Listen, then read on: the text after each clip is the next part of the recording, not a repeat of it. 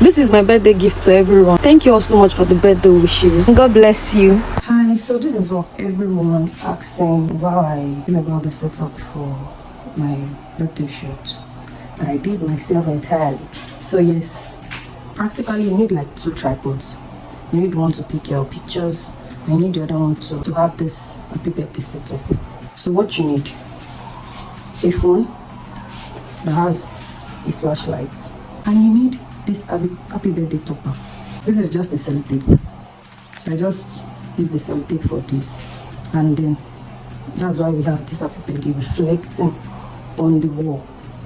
I just placed my phone here to take pictures. That was all I did. I didn't use the lights at all. I didn't use the lights. This was the only reflection I needed. So the second one, you need just this inner part of the tissue paper. When you're done using your tissue paper, so I'm just going to fix it. So this was what I did. I just glued the tissue to the phone. Nothing more. See. So you see the phone stops right, and this is the cutter. And then you have this reflection. You see what you have. And same way, my phone was here, and I took pictures. So this was what it looked like.